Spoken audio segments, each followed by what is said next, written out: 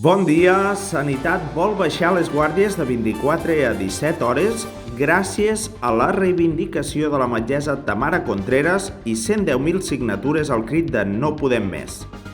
El pare de Neymar presentarà la fiança d'1 milió d'euros perquè Dani Alves pugui sortir en llibertat provisional.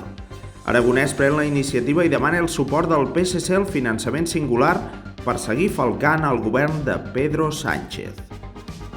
En futbol, Graham i Salma segellen l'1-2 contra el Brandt noruec a l'anada de quarts de la Champions.